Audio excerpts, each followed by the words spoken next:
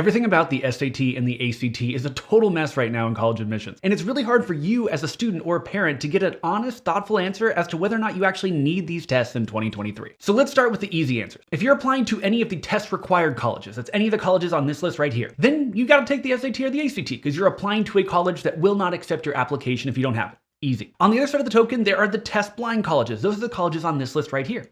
And technically, if you're only applying to colleges on this list, or colleges on this list and community colleges, then no, you don't need the SAT or the ACT at all because none of these colleges will even look at it. But chances are you aren't only applying to the test blind colleges and you aren't applying to a test required college. So then you're in the middle category where we want to talk about test optional colleges, and that's really what this video is all about. Now, if you listen to any test optional college talk about how they use the SAT or the ACT, they're probably going to say something like this. Here at the University of X, we will consider your test scores if you send them, but we won't penalize students who choose to apply without a test score. Now, this of course is a really hard thing for colleges to do. How do they accept the SAT and ACT for some people, but also not hold it against students who don't submit an SAT or an ACT score? Here's the reality. If you can submit a good SAT or ACT score for a given college, and that's a score that's within their 50 percentile range, this is a really easy number to look up online. If you can submit a score in that range, then you're going to have a more well-rounded application. They're going to have an extra data point to consider that's going to help you get admitted.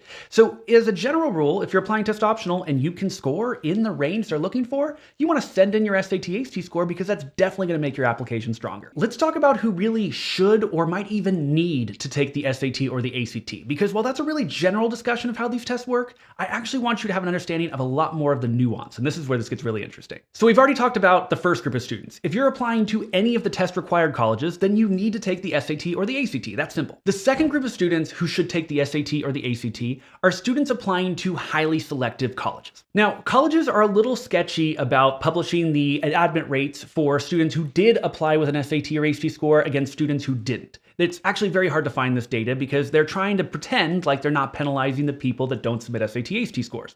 But I read between the lines on Notre Dame's decision. So they released their restricted early action decisions and the percentage admitted who did not submit test scores. And when you crunch through that data, you find that the pass rate for students who did submit an SAT or an ACT score was 22.4% compared to just 11.3% for students who did not submit an SAT or an ACT score. So think about it. The admit rate for students who sent in a score at Notre Dame was almost double the admit rate for students who didn't submit an SAT or an ACT score. Now, different colleges hold the SAT and the ACT at different levels of priority. So I actually want to show you the secret way to get on the inside and see exactly what colleges are telling people about their SAT, ACT use. You got to do this little bit of research. You want to type in the name of the college. In this case, I'm going to do Vanderbilt. And you're going to want to put in the phrase common data set. Now, common data set is an initiative for colleges to really publish data on their admissions practices. So the first thing you're going to see for university tends to be their common data set value. Now, you can kind of look at the different years. I think right now, the latest year that I have access to is the 2022-2023 report. Now, you're going to want to go to Section C. Section C here talks about general and first-time admission. And then when we kind of get into here, I want you to look at two key categories. The first one here is C7. So C7 is where they talk about how standardized test scores impact their admissions. So right here, you can see that they say that standardized test scores here are important. They didn't quite say very important, but they're important. And more important than all of these other factors that you might think about when it comes to the admissions process. For them, they're being honest. No, test scores, they're not very important because they're a test optional school, but they are important. So that's a really important place to look. If they say consider, it doesn't matter as much for that college, but important, it means important. Another section I want you to pay attention to when you go down this report is section C9. So in section C9 here, it gives you this information, the percentage of enrolled students. So it's not admitted, but it's enrolled students. The percentage of enrolled students who submitted an SAT score and the percentage who submitted an ACT score. If you add up these two percentages, in this case 29 plus 32, you get that 61% of students who were admitted submitted an SAT or an ACT score.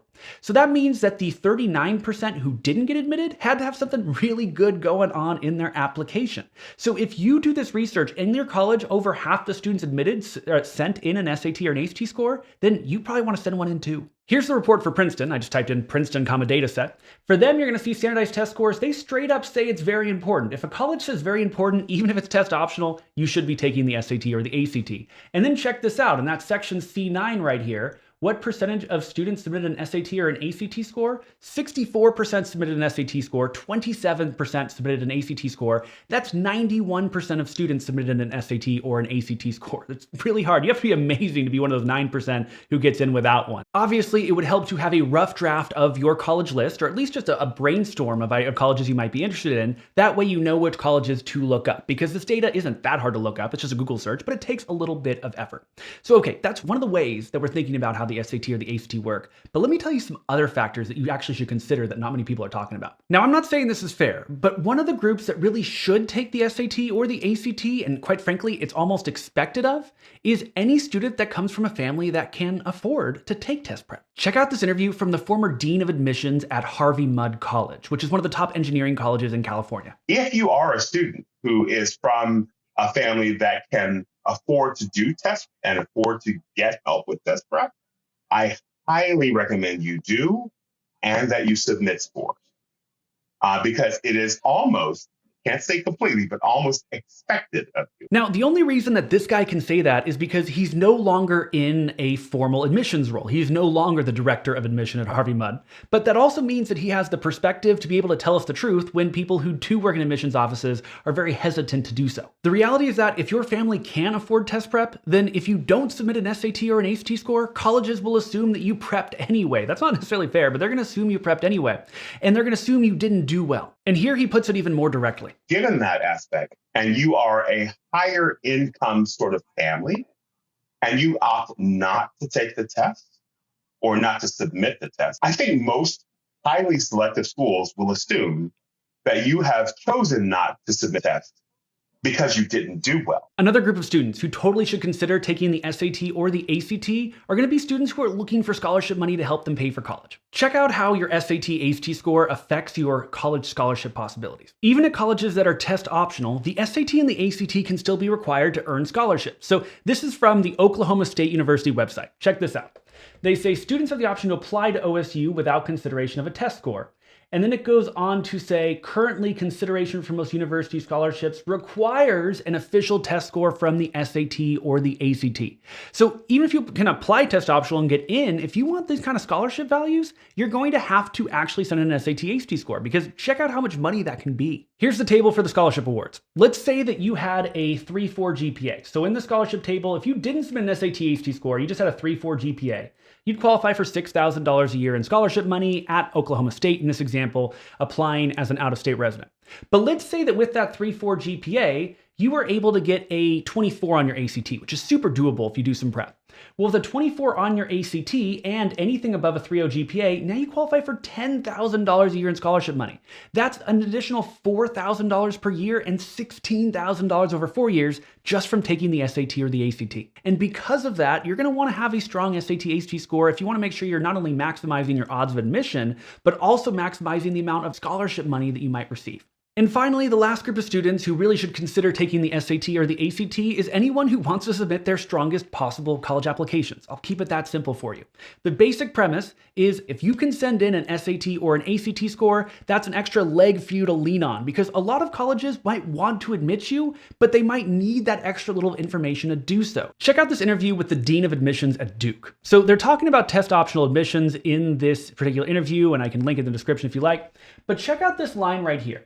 They say, there were certainly some students where we wish we'd had test scores and we didn't. What a lot of people don't realize is if you're somebody on the borderline and a college might want to admit you, but you're not quite showing all of the qualifications you need to be admitted, the SAT and the ACT can be the extra credit. It can be the cherry on top that makes them go, wow, hey, this student has the raw stuff it takes to succeed at our university. No matter where you land, there's a reason why the SAT and ACT can help you. And here is the best part about test optional admissions in 2023.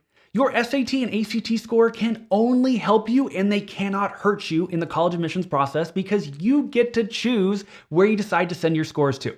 So when you take the SAT or the ACT and you get your score, if it is in range or above range for a given college, then you want to send that score. It's going to add value to your application. It's going to add another point that says, I can do this. I am a qualified student for your school. And if you take the SAT and the ACT and your score is lower than their average score, then you just don't send it. And then they can't use it against you because they don't see your score at all. So you take the SAT, ACT, it can help you get in, but you get to choose where you send it and where you don't. So it can't actually hurt you. And that's something that hopefully should make you relax, if only just a little bit. Are you going to be taking this test? Go ahead and let me know in the comments.